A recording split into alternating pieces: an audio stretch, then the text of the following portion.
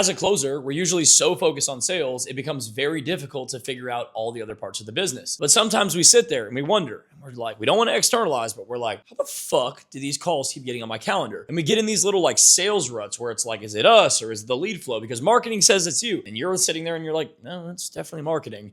And you never really understand. So what do? You just keep writing it out month over month. So in this video, I want to give you a nice little gut punching dagger lesson that took me 7 months to learn on how marketing and sales actually work together, so you can diagnose whether the offer you're on is actually ass and they've been selling you on like a we're working on it dream for months on months, or you just need to level up your skill set. Watch this all the way through because I go into a bunch of different segments where I just keep talking high level game per usual. So stay focused because we cover like 5 different parts in this that could very much all be solo breakout videos. If you're new to the channel, welcome. Everything on this channel is focused to helping you get into those $1,000 days, cha-ching, and high ticket remote sales. This is the shit no one else teaches. If you're new to the channel, I'd recommend watching a bunch more content on my page. If you're a returning subscriber, as always, welcome back. Now let's get into the video. Like, oh, I'm just gonna go get on a better offer. Bro, the truth is, good sales reps make an offer better.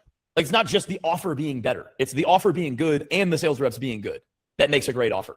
You don't just have like, oh, great offer, shitty sales rep, rich sales rep. That's not the formula. It's okay offer, great salesperson, great business. Or great offer, shitty sales rep, decent business. Like, you got to look at it in terms of like the formula. So if you can help them, hey, it's probably a messaging thing. We should probably add these breakout videos. I think we need to change the ICP. If you can help front load all of the problems that you're seeing in the sales process to the front, it'll help you make more money. And then you already know you're a good sales rep. So now you become great because now you're talking to people that have money, even if it's in less quality. It's not clogging up the CRM with all this shit. You see what I'm saying? Yeah, that's a main problem because I do like them. I do like Will a lot, and I feel really good in team wise. And I also know I'm helping the sellers like improve their sales skills on the selling team. So I like that to be like also leading, and I know it can give me a good opportunity in the future to be even manager or whatever it is. Yes. So, guys, like this is what Sales Team 6 is built for. I didn't build it so I can teach you guys how to set a reframe and make more money. It's like my goal is I'm trying to teach you guys how to be a performer, how to like come in and know the shit that's coming out of my mouth that I'm saying right here. So when you go to them and you're like, I talked to Blake today. Here's what he suggested. It could be a messaging thing. Because you have to understand from my perspective, I've consulted with over 150 offers. I already know what the problem is, Faran, that you're telling me. I already know what the problem is. What I'm saying it is, right? That's the problem. So if you can take what I'm saying and go bring that to them, they're going to be like, this guy's a fucking A player. How does he even know this? Isn't he supposed to just be a sales rep? That's what they're going to think. And it just makes you more indispensable. Because then now you're good at closing. You're suggesting the things that we should do in marketing. Like you're just a fucking asset to the company. Like they don't want to lose you. And that's how you get those manager roles and authority. And that's how you can go back to them and say, yeah, I want 15% commission. Yeah, I want 20% commission. And they'll say like, yes, sir, here you go. Because what are they going to do? They're going to lose you? I'm trying to teach you guys how to get leverage. That's how you guys think that I made 30 grand a month with no leverage? No. Dude, I went to these guys and I was like, yo, I'm doing everything in my power. Nobody else is hitting dials. Everybody else is pretty much checked out. I'm the only guy active on the sales floor. Everybody else here is lazy. Like I want more of the inbound book calls because I'm not having enough opportunities on my plate. I could take more. Like, give me more. And they were like, you're the only guy in here that's really stepping in and performing. So like, here you go. That's how I got to 30K a month. I just got more opportunities my way. And I just did the same exact thing that I was already doing, just with more opportunities. Okay. Then what value can I tell Will on how to fix this? Would it be like to bring back the inbound self-booking for them and then we triage? Yeah. It's a messaging thing. Like you getting broke leads on the phone that don't have money is not, it's B2C, but it's just also like they need to go more up market on their audience. Like, they need to be more targeted. The problem with most offers is they run it like a traditional B2C style where it's just broad. Like up until this point for the last month, my offer was very broad. It's like, hey, like if you're already in high ticket sales, but you're struggling or you're trying to break into high ticket sales, like who the f does that speak to? That doesn't speak to like a specific pain point of a person. Like I'm just, we'll help you get an offer. And that's the reason why the majority of people that came through our funnel last month, they had 0 to 1K to invest. They weren't like the best. And then like, Dara came through, got him in here. He was an example of somebody that was great. Like Dara was a great lead that we had last month. Boom, got him in here, right? But like how much shit did Dimina and Casey have to go through to get someone like Dara on the phone who could get in the community, who had the money, who could make the investment, who's ready to go? How many people? Like the ratio is probably like 2 out of every 10 had like Dara capabilities, financially qualified, ready to move, like all this type of shit. So the question is like, how can I just at least get it to 4 out of 10 or 5 out of 10? How can we get it to half? Because you're always going to have shit leads that come through. It's just the nature of the business. But like, if you can increase the Daras, if you can increase the Farans, if you can increase the Landers, if you can increase the Valentinos, if you can increase the ideal prospects that we want, that's how I would do it. And I would just tell them it's a messaging thing, bro. It's 100% a messaging thing. That's why I ask all of you guys, how did you guys get in here? What did you guys see? I asked everybody during onboarding, how did you guys find out who I was? This and that. And I listened to the feedback. I listened. And But said everyone but me, man. Yeah, like I ran a webinar. Valentino got close from the webinar. Mirage got close from the webinar. I'm joking. Lander and Ferran, I think you guys came from the call funnel. Or I think you guys found me on organic and came through my call funnel. Yeah. So it's like I ask questions and see patterns of like, where are my favorite best leads that are, where are they coming from? Like, because this is what I mean when I say there's a company out here called HighRose. Have you guys ever heard of HighRose? Some of you guys might. Yeah. Anybody else heard of HighRose or no? Yeah. All right, let me show you guys just for this. So HighRose is like advertisement attribution tracking. Let me like maybe go to images so I can like kind of show you. Like this is a great example. So someone downloads an ebook, reads a newsletter, they go to this, they attend a webinar, and then they close. So attribution tracking is trying to backlink and find out where the did the lead originally see us. Like I asked you guys, where did you guys see me? And you guys might have converted on my call funnel, but if you actually look at attribution sometimes, you'll notice like, okay, let's say we close 10 customers this month. 8 of those customers, their first touch point with us might have been a YouTube video. All of them might have closed from the webinar, but 8 out of those 10 people might have came from YouTube. And we would have never known that. We would have just assumed, oh, our best leads are coming from webinars. So we're just gonna run more webinars. And then you scale webinars, and then you can't effectively, like, you're like, oh, why are we having diminishing returns on our investment? It's because webinars weren't really the thing that was getting them to convert in the first place. It was the YouTube videos. You see what I'm saying, guys? Does that make sense? So Yeah, bro. a lot of these offers don't have proper attribution tracking. So that's why if I'm you guys, I'm either bringing 1 or 2 things to the table. This is really, really key to maybe write down or taking notes. There's 2 options and ways you can do this. Number 1, you ask every single person that you close, where did you originally find us? Or you can look at some attribution tracking and go high level, which shouldn't be your job. Or number 2, you get your offer to get attribution tracking, or you ask them questions on how are you guys attributing your leads? Like where did out of the last XYZ customers you had last month, where was the first touch point? Like where did they find you?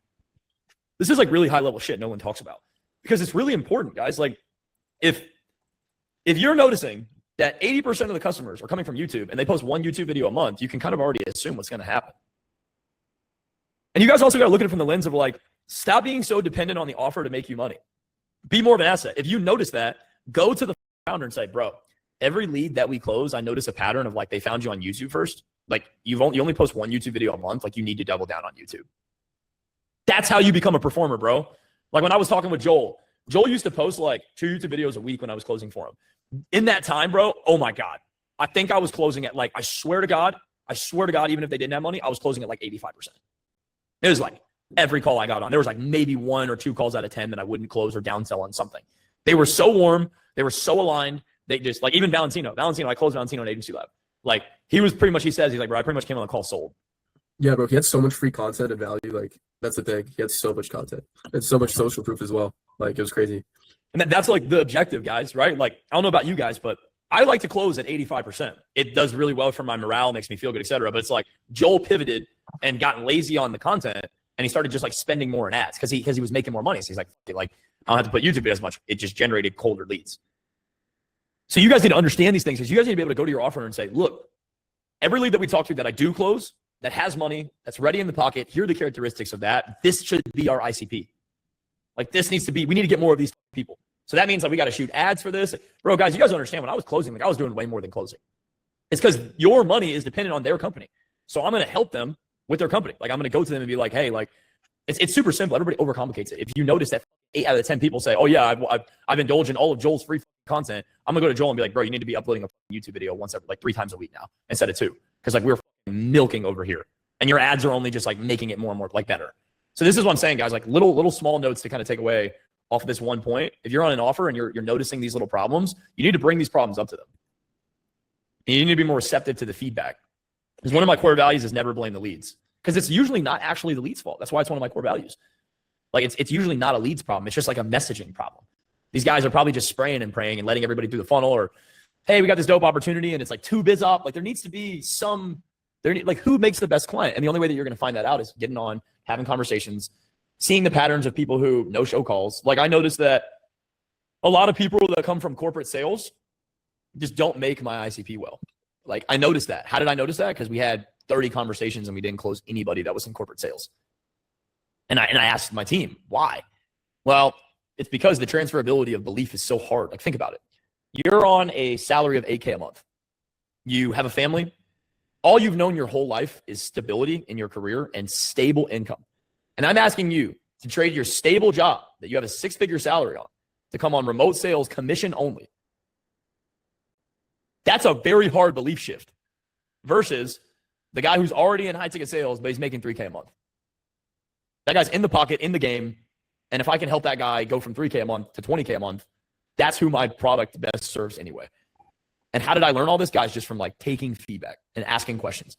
So like, just side note for you guys on here, and I'll move to the next point, but like, that's how you guys are going to win on every single one of your offers. Because every single offer that I give you guys, if you skin it one way or another, you're going to find a problem with it.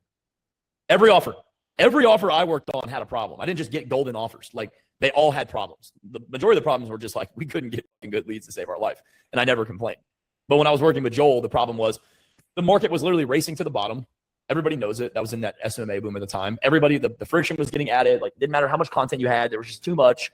Everybody was starting to notice that SMMA really wasn't working. It was a hype train. We got in on the hype train. That's why you see Joel and them right now. They're trying to scale all these different offers, and it's not as stable as Agency Lab was. It's just because they scaled an offer when the market was hot, and everybody wanted to buy SMMA. SMMA was the hottest thing. It was hotter than hotcakes. You know? Sorry, this guy's calling me. But that's what I'm saying. Like, dude, stop calling me. Holy shit. I hate when people do this shit. Well, I'm sorry. I hate when I like decline someone's call and they call me back. I decline their call and they call me back. I'm like, I want to rip your head off. I just said, stop calling me. Well, what kind of questions do you guys have for me on that? I know it's a kind of long point, but I think it's really important because I don't really think a lot of people talk about that. Yeah, bro, that was fire. One massive question I have is to be frank, how do you say this to the offer owner and make them understand without sort of trying to sort of put their head through a wall because they don't get it, or they don't, they might not act with implementation as quick as you'd like? Well, dude, two things I want to note. Number one, this becomes really good because 2 points. Let's say you guys are looking for a new offer. Now you know what a bad one looks like and why.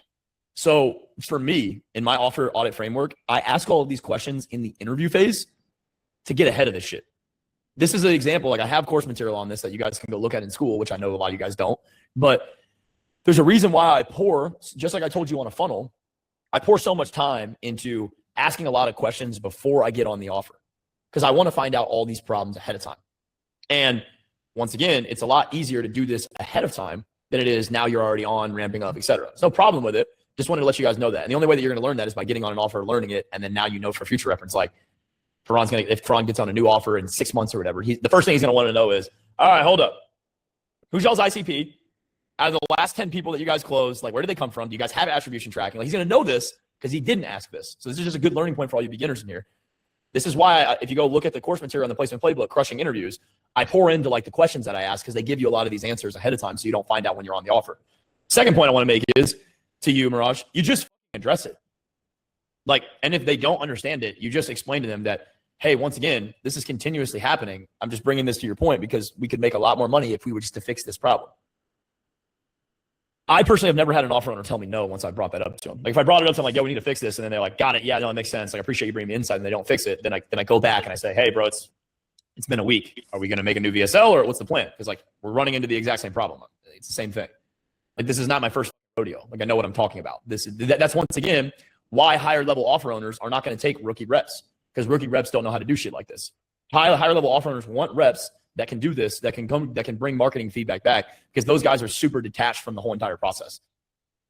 Like, they're focused on making content and trying to make money. They're not focused on like what's happening on every single sales call. That's why they hire sales managers. I'm teaching you guys how to be your own sales manager, so you don't have to be dependent on a sales manager if there is a lack of sales management on your offer. So you just need to bring that up directly to the offer owner. Yo, bro, every single call I get on, I'm not going to blame the leads because it's one of the core values. I'm not blaming the leads. However, you know, and I know show rate's 40%. Every time I do get on the phone with somebody, I collect the money if they have it, but most of them don't have anything. So let me ask you this. Do you think that it's an easier problem to just try and double down on trying to turn more of the shit that's coming through into gold? Or do you think that maybe, and just maybe, there's a messaging problem on the front of our funnel and we should probably try and change up our ICP, and we should probably try and look and see, like, who are our most successful, best clients that we've ever worked with that had the money, spent the money, got in the community, got the best results ever? Who are those people? And he's like, oh my God, like, bro, there was this one guy, blah, blah, blah. And he starts listing off the characteristics and you're like, cool, great. Have you ever had any other guys? He's like, yeah, actually Sarah was the exact same way. Yeah, actually Brad, kind of similar story as well. It's like, all right, let's make a VSL talking to Sarah, Brad, and this guy. Like, let's just change up the messaging and talk to those people, what characteristics they had, what pain point do they had, and channel the biz off that way. That's the problem with a lot of B2C offers, is they're too broad. the messaging isn't specific enough for somebody. So it doesn't hit as hard. You know what I mean? Hermosi says it. It's he says, obviously you've heard the saying riches are the niches, but you can charge 3 times more for the same product if you change up the messaging. Like I can probably justify the charge $7,800 or $9,800 moving forward if I go in market to somebody who's making like 3 to 8K a month with high ticket sales, because there's more pain. Like there's more pain. Like, let me ask you this, Mirage, let's say you're making 3K a month at high ticket sales. Yeah. And you come on the call with me and your objection is, oh, I just want to offer placement. I don't want to pay for additional training. I don't need it. Like that's your core of your objection, right? Okay, well, let me ask you, and we did this, Mirage, remember whenever I was talking to you on the last one, it's like, okay, well, let me ask you this, just for my clarity. Let's say that like it was just the offer. More times than not, we see that it's the offer and the training, but let's just say it was, and I play into what you believe it is. Then by default, if getting you hired on a better offer, where you could just jump up and start making 10K a month immediately next month, could be a possibility. What's that actually worth then? Is it worth more or is it worth less? More. Than having that with training? More. Why? Because obviously you get not only do you get the placement, but you get the increase of skill set, so you win both times. You win twice. Well, and it's also, you got to look at it from the lens of, if you're trying to tell me that here I am, right? Once again, let's just use this as a reference. I'm gonna use these 4 pins real quick that you guys can see. Here's 4 pins. Here's BizOp to the max, right? Then you have like BizOp kind of in market. Then you have like milestone 1. Then you have like their desired result of like being a closer making 30K a month, right? If you have this person who's in corporate sales, who's never done this shit, I got to like belief shadow this guy and get him all these different levels versus let's bring it down to like 3 pins, right? This is the guy who's sitting here and telling me, I just need placement. In the middle, here's my coaching program that has placement and training. And then here's the desired result of what they want. So basically, if they're sitting here telling me, oh, it's just placement, it's just placement, it's just placement, it's just placement, it's all it is. And then you get this right here, then by default, even if placement is only one section of what we do here, if I charged you $10,000 for a $10,000 a month role that you could start making next month, and all you needed was the connection, wouldn't it be worth it? Because you've been making $3,000 a month for 6 months straight, which means by default, realistically in the last 6 months, you've made $18,000. You're telling me that it's only placement. That's all it is. And if you could have the connection and the opportunity, you'd be able to make 10K a month. Okay. So basically, if I just make a connection, shoot a text message off, and you pay me 10 grand to shoot a text message, but next month you started making 10K a month immediately, would you look back on that investment and say it was worth it, where now you increase your collections from I made 18 grand in 6 months to I made 60 grand in 6 months? Isn't it more valuable? Because I'm basically saying, if you're saying that's all you need and I'm saying that's a text message away, how valuable is that? That's like me saying, oh, Blake, you're going to have to go to the gym, work out, get on the treadmill for 6 months straight, eat clean, do all this type of shit, and then you'll get a 6-pack. Or, hey, Blake, I'm going to give you this pill for $10,000 that you take, and tomorrow you're going to wake up with a 6-pack. What's more valuable? Yeah, the option when you get the speed. Exactly, guys. So it's like, that's the mindset reframe. It's like, all right. What the main question I had though was, what's it called? You know, it was my offer owner. He practices what he preaches. So he doesn't just like just sell the mentorship or whatnot. He actually runs a multi-million pound a year Amazon FBA store, right? And so when I tell him this stuff, he sometimes is a little bit slow because he's running he's managing he is running the offer all in house, and he's running the business as well, and trying to learn from Sue and all that stuff that I mentioned the other day. So you know what you do? Yeah. Hey man, what's a time that we can find on the calendar? And you book a call, your own guy, and you get on and you show up with notes and data and proof and pain points and thoughts, and you help him. Yeah. That's the answer. That's the answer that nobody wants to give. You help him. Like if he's drowning, like for example, Dimina, I told her, I was like, yo, I need new in-market webinar slides. She wants me to get a webinar up. She's been begging me to get a webinar up. She gave me these webinar slides. I kind of went through them. I was like, this isn't what I want, but it kind of like sparked the, okay, hold up. I see how easy this could be. And then I did all the webinar slides in one day. Valentino, you remember my first webinar. You were on it. I thought I did terrible. Mirage, you were on my first webinar. I thought I did fucking terrible. What do you guys think? You guys think I did okay? I thought it was lit, bro. And that's what I'm trying to say. Like, dude, sometimes all that needs to happen is the first step one. Because you got to look at it from step one is always the hardest step. So if you need this guy to take action and make a new call funnel, all you really need to do is just get all the messaging that you need, use Claude, put it in a Google Doc, and then schedule a meeting with him, get on with him, and just run through with him. Because like after one meeting with him, he's probably going to be like, I'm not going to do what he said. I'm not going to do everything he said, but it gave me all the ideas in my head. I need to take this document and tweak it. And it's a lot easier to tweak a current document to how you want it versus like start on that first webinar slide with all the Yeah. talking. How do I start this? You know what I mean? It's a lot easier when someone paints a picture for you and you find all the problems versus starting. So if I were you Yeah. to answer your question is just start the project for them. Because our best leads, so our best ICP is someone who's earning in pounds 50, 60K more in a year, and is looking for time and location freedom because you can run an FBA store remotely. And they always piff. We've never, rarely, the ones who piff are always the ones who are in a good paying job. So in USD, like 70K for the UK at least, that's a high wage. 70K USD per year is like, so anyone who earns more than that, who's been following us on LinkedIn for a while, always piffs, more or less, 9 times out of 10. And the ones that are freaking, you have to freaking do a 2-call close, freaking objection handle for like 45 minutes, are always like uni kids with like 2 That grand one in a call day. that we did a call review for you whenever it was Tuesday and I did that call Yeah. review, that guy, Yeah. I just want to throw it out there for anybody on this call. One of my core values is never blame the leads. That should be an example of a call that never should have been put on the calendar. Okay, how come? Just look at the lead. Yeah, He came on the call unframed. He was in the dark. He barely spoke. Like you couldn't even really understand him on the call. He was Yeah. broke as fuck. It's like, yes. I'm not going to sit here and blame the lead. I've closed up people like that. Yeah. But coming from a sales point, how exhausting is it? Yeah, very. And it fucks your conviction up because you get on the call and you see that. And the first thing you think is, out of the last 10 calls, 8 of these have been like this. You're Yeah, like, brother. here I go again. And that's not the Yeah. mindset you should be going into it with. You should be going into the mindset with, yo, I got a real shot to get cash on this call.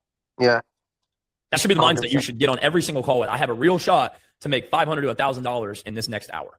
And if you don't have that conviction, you're just going to burn out of sales. Like you're just, 100%. you will burn out. Like that is Yeah. exactly what happened to me. And the reason why I pivoted out of high ticket sales and started my own business, because I had the money at that point and I got so tired of being so dependent on anybody else. I got tired of it. Like I took the risk. I was like, bro, these motherfuckers are way too slow. Like I showed you, I shot a VSL last night. I edited it myself in CapCut and I got it on the funnel and changed up my funnel. I did all of that in 3 hours. Sheesh. Let's go. It takes some people. There have been offers I've managed where it takes a month and a half to get a new VSL. Dude, Wow. I got tired of it. I got tired of being dependent on somebody else's business for me to make money. And that's just the truth. Like I'm not saying that that's a legit valid concern. So like if I'm going to try everything in my power to help this offer scale and grow and do what I can to make more money for myself, and they're not putting the time, energy, and effort in to make it happen, I'm going and looking for other offers. Yeah. I'm getting back on that job board that's in the community and I'm going to look for other offers. But now when I'm in that interview process, I'm telling them in my Loom videos, the reason why I'm looking to pivot is because of all these reasons. You become so much more of an asset. You're like, bro, I scripted out of VSL. It's taken a month and a half. Our ICP is dog shit. Our show rate's 40%. I've been doing everything in my power outside of sales to try to help the marketing department with sales, and nobody's moving. Yeah. And I'm looking for an offer that actually is taking this shit seriously, actually moves with speed, and actually wants to make a load of money because I can stack my schedule back-to-back calls and collect a ton of cash.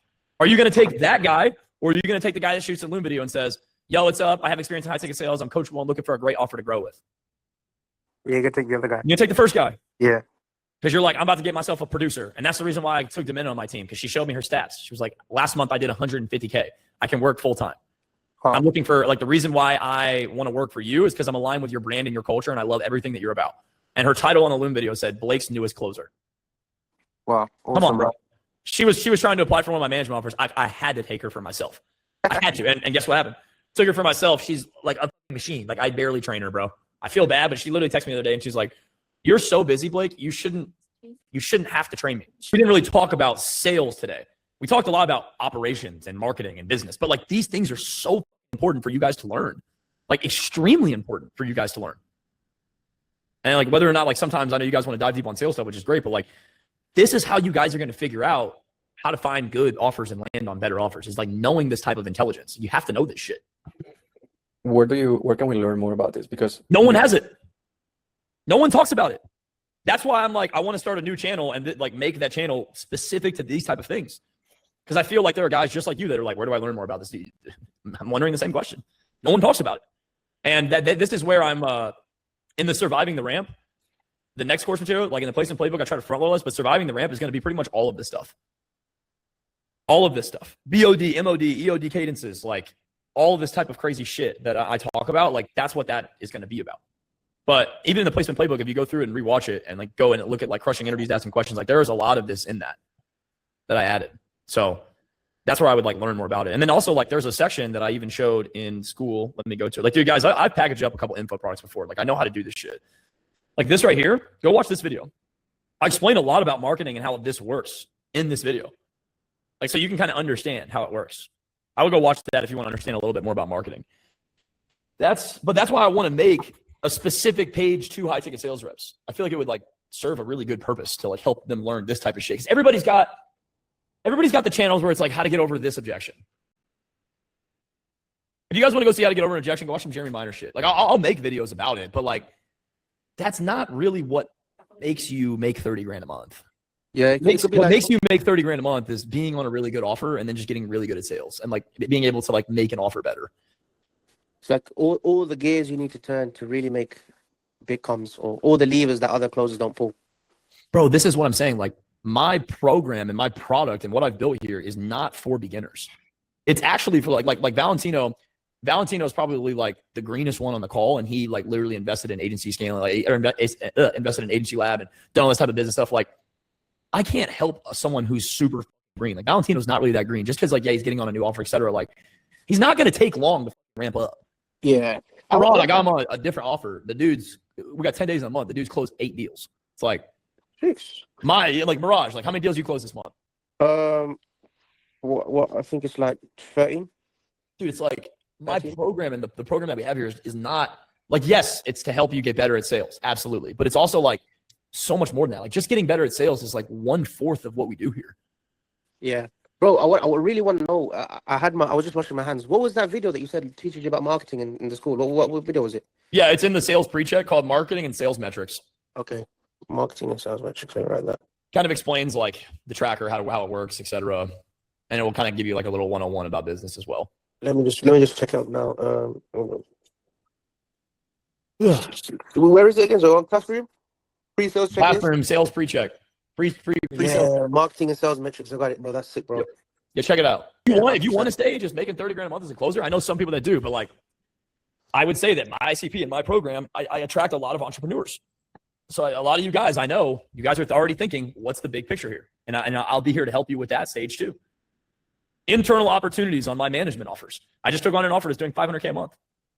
I'm putting one of my trainers on that, but like, I'd be damned to say that if I didn't have a student in here that was raking in 30K a month right now, that person wouldn't be potentially a candidate for that. Seriously, it's like something serious to think about. Like I told Mirage this the other day, me and him were chatting. I was like, you have to understand the reason why I also have a community and a program is because I'm going to take the guys closest to me. Yeah. Like if I notice that Ferran is on an offer, he's trying everything he possibly can. He's collecting a fuckload of money. But the offer is just like still isn't moving fast enough, and he's staying capped, but he's still holding a 50% close rate for 3 months straight. I'm going to give that guy a crack at my $500K a month offer because I'm going to wonder, like, can this guy just rake it in? You see what I mean? But who am I going to go to? Am I going to go to the guy that DMs me on Instagram and says, yo, Blake, would love to work for you? Or am I going to go to the guy where I'm like, he's on my process. He's been on my coaching calls. He knows what my shit's about. He's trained up. He's self-sufficient. He's a G. He just needs a better opportunity. I'm going to go with that guy, bro. 100%. And it's just the truth. Like, as MLM or a pyramid scheme as it can seem, I'm going to go with the guy. Because when I review Mirage's call and I see that maybe he's off here and he's off there, but the other 90% of the call is very similar to how I would pitch it, I'm going to go with that guy. And I don't have time to slow down and review calls from people that DM me. Hey, Blake, we'd love an opportunity. Like, I don't have time. Sorry. You can get in the program because odds are if you're shopping for a job, you're probably not that skilled.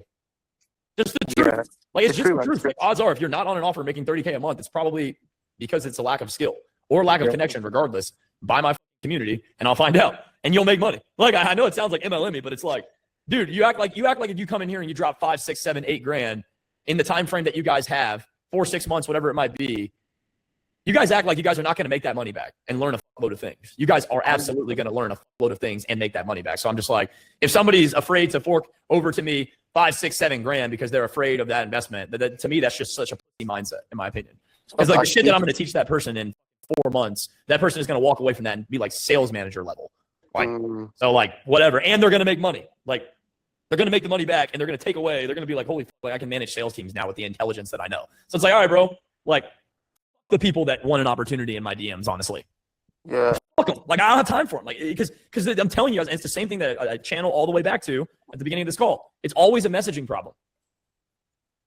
Like, you guys answered the question for me, and I'll let you guys go after this, but it's like, if somebody was so talented and had all the opportunities and was making so much money, why the fuck would they be DMing me for a job? How do you get more specific with the messaging? Like, I know you said it's a messaging problem, but how can you get, so is it you're not specific enough? Is it you're not? It's always you're not specific enough. Yes. Okay. One of the key quotes I heard from one of my marketers, and I'll let you guys roll with this. repel twice as much as you attract. Oh shit. So think about it like this. I'm at the bar. I'm just using an example. You guys love these examples when I use girls. So I love to use them too. I don't even know if you guys love the examples of girls. I just said that out loud. But I'm at the bar, right? And this girl talks to me. She comes up to me and has a conversation with me. And I go, sorry, I am only interested in red-haired girls that are under 5'6". She's going to be like, what the fuck? That's so specific. Why? Like, she's going to be way more intrigued on why. And then if there's a 5'6" girl in there that's redhead, and I like straight up go up to her, I'm like, dude, like, you can even ask these girls here, like, I don't talk to girls unless they're 5'6" and redhead. That girl, even if she has a boyfriend, is probably going to be like, why? And she's going to be interested. Like, she's going to be like, that's super niche, right? Nah. So when you repel twice as much as you attract, it always brings you more attention anyway. When I sit here and I say, this program is not for beginners, it's only for my elite ass that want to go to the next level, that still attracts beginners. Wow. Really? It still attracts beginners. But if I'm like, hey, this is for beginners and experts and everybody in between, and we help you really win, the messaging doesn't feel personalized. It just feels like the guy at the bar that'll sleep with anything. He's like, oh yeah, I only like, girls that are 5'6" and redhead. And she's like, I saw you with a girl last week. She was 5'10" and blonde. Like, what? You just like, and then it just, and then guess what it does? It makes people actually push away from you when you're too broad. And that's the reason why the only people that are getting on the calls with you guys are broke retards. Excuse my language. That's the reason. It's just because like the broke retards, just like, they're so retarded that they just didn't even like catch anything. They probably didn't even watch the VSL. They didn't do any of the work that you said they would. That's why they come on the call completely unframed and they suck and they're broke. And then you're like, holy fuck, like, I finally got someone that had money and I piffed them. And then you ask them, like, where did you come from? And that guy was like, yeah, I actually was properly framed. Like, I saw a YouTube video. Like, it's very rare that like a guy that comes in and piffs and everything like that doesn't have like a little bit of framing or a little bit of trust before doing that. So that's what I'm saying. It's like, bro, you find out who your ICP is with the reps. Like, I found out that my ICP over the last 2 months is just in-market high-ticket sales reps. Guess what the problem with that is? All of them have the objection of, oh, I just need a better opportunity. So I got to figure out a way to get over that with framing videos, with content, with VSLs, with all of this. Like, I'm channeling all my messaging to basically attacking that objection and showing them why that objection is retarded. Because if you were a high-level salesperson, you'd be getting poached. Kurt Udale and me were on the phone the other day. Kurt was like, dude, I got so many people coming to my community and he's talking to me about me potentially helping him out with getting some of his reps placed. And I would love to do that because Kurt's a great guy. He's like, I've never had this problem because I've always been poached. And I was like, me too. The best sales reps don't need to go get hired. Dude, they get poached. And I'm not saying that in a condescending way for anybody on this call. Like, oh, the fact that you're not getting poached means that you suck. But the truth is, look at it for what it is. There's going to come a time where you guys are getting poached. And so if you're having to DM somebody or go through a funnel because you need a better opportunity, odds are it means your skill set's not at 100% yet, or 90 or 80 for that matter. And so the people that I can help are the ones like Farhan is like, I'm gonna give you guys an example. I know I'm 15 over right now, but I don't care because I love talking to you guys. Farhan is like, and like even like Lander, like these two guys from Spain, they're like dream clients for me. Like Farhan, like I say Farhan because Farhan's a little already on an offer and going, and Lander's coming right behind him. But like these guys are dream clients. So I'm gonna use Farhan as this example. Farhan's like a dream client for me. And same with you, Mirage, dream client. Already got the reps in. Already this, already that, get on a good offer, and then like look how fast the result was. Like Farhan just got on this offer, and now he's already talking about like, how can I get more calls? Because I'm already closing at 50%. It's like dream client. And once again, it ties back to like, bro, like it's all in the messaging. That's why I asked Farhan, do you remember when you were on a coaching call with me and I asked you, I was like, what about my script would stand out to you? Remember when I read you my VSL script? Bro, I actually was not just asking you that. Like I was listening to your feedback. And I was like, would this still attract you? And he was like, yeah, absolutely. This would fucking attract me even more. I was like, perfect. I'm gonna go shoot that VSL now. Like I asked for feedback. I'm like, does this resonate? If it doesn't, tell me am I talking too much? I asked Farhan. I was like, am I talking about my story too much? He was like, I mean, you're talking about it a little too much, but like, it also gives you a lot of authority. So like, I would keep it. So, yes, so you know the whole specific thing. So let's say, so you know how you said you have to repel twice as much as you attract. So let's say our perfect ICP is someone working a 9 to 5 who has a good job, good income, but wants time freedom, right? Because you still get leads who are in university, young, 20 years old, 19, who have a bit of cash, who still close, right? What do you do in that situation? Yeah, so once again, this is the caveat of trying to niche down. It's the same problem, and Valentino probably remembers it in Agency Lab whenever people would try to niche down. It was like, niche down, and then they're like, yeah, but I got this dentist, and I got this person that wants to pay me. That's the problem. That's why people never niche down. It's because they look at like, well, this guy gave me money and this guy gave me money, but they're missing the point of who does the program best serve and who piffs. Yeah. It's not about who can pay you. I can get some retard who can finance this shit, and Clarity Pay can pay up front. That's not a problem. We can get the money. Yeah. It's who does it best serve? Like we had this one guy that we closed in here. I don't know if you guys remember him. Kevin came from a door-to-door background. Yeah. Thought that door-to-door angle was going to rip. It didn't. It didn't rip. Why? And he's already kind of like churning out. Why? Yeah. Because it just wasn't. This program wasn't built for him. Okay. He got in. He was already in door-to-door sales, and guess what? Once again, just like I showed you, the belief shift. Quit your job. Come in here full time. He was trying to tell me he was going to dial in between 1 p.m. and 4 p.m. and that was the only time he was going to work. Oh, How is he going to make any money? Yeah, he's not. He's not. And so that's what I'm saying. Like I learned that the hard way. I spent $2,000 in ads. We had a bunch of sales calls and basically ended up needing a refund. So I'm out. I'm out $2.5 to $3,000 after commissions and payouts and everything. I learned that was a $3,000 learning lesson. Damn. I learned it. I learned that I thought in my mind, this is going to be perfect. Yeah. Like door to door, this is so beautiful. No, it didn't work. And I just, through all these failures, trials, and tribulations, I learned that this program and my product is 100% geared for in-market high-ticket sales reps. Yeah, 100%. So I'm positioning all of my messaging for that, even if I get less appointments, even if I make less money. I don't care because my success rate is going to be way higher. 100%. That's the reason. Like, Ferran, do you want a refund? No, I don't know. Why? But Blake, real quick, I have a Anyway. random question for you, right? What's up? So me and Fred are on the same offer, right? And I think it is the messaging that's a big problem because I feel like a lot of people don't even know that there's like advanced mentorship, or they're coming on calls not even knowing that it's like a paid thing, you know? Yep, I do. And that's kind of a problem because I just had a conversation like with this girl on school, and she's kind of like actually blowing up on me right now, telling me like that I pitched her hard when, dude, all I did was like I spoke to her for 25 minutes on a setting call. Like 20 of it was straight like just yapping, talking about the product, what she could do, and then the last 5 I brought like her attention that we do have advanced mentorship, and now she's saying that like, oh, that well, let me You're the devil. Let me see. Wait. I mentioned my financial situation is a bit on the rocks. Blah blah blah. My husband is my main source of income. We can't afford a course at the moment. I didn't even picture the course, but she was pushing on me for pricing. She's like, "How much is it? How much is it?" And I was like, "Oh, that's actually blah blah." You know, I just kind of like, you know, I wasn't gonna tell her the price because obviously I don't want to tell her the price, but I was just saying, "Oh, like it depends on the level of support you need." Blah blah blah blah. But I didn't even pitch her like that, dude. She was the one kind of pushing me, and she's kind of saying that I was like pressing. Bro, she's just externalizing her insecurities on you, bro. Messaging. Yeah, dude, that's the thing. Messaging. Why, like the question should be, why am I even having a conversation with this person? That's the thing, bro. That's the real question you should be asking. Why am I even having a conversation? Bro, I talked about what she should do next. I told her like go to the sprint, blah blah blah. She said, oh, I'm gonna start filming content. She said she has a camera, but I know all the shit she said she's gonna start, and now she's like, I don't get what the issue is. She's saying make a connection. You know, it's like you're going on a date. You can't ask for third base when you haven't gone out to dinner. When I didn't even picture the price, I was like, oh, just so you know, we do offer this other thing, and I feel like I don't know if that's an issue we're having with these people just because I don't know if they know that even exists, that advanced program, you know? Messaging. Like whenever I'm gonna give you guys my insight. When I'm talking to Gloria and they're telling me they're generating 70 leads, 50 leads, whatever it is a day, my first thought is that's too many. For the revenue that they're at, too many. So that just immediately lets me know there's not enough friction. I already know it. If somebody comes to me and says, yo, what's up, Blake? We're doing $100,000 a month. And I'm like, damn, how many book calls are you going to do? Like, well, it kind of goes up and down. We're getting 70 leads a day.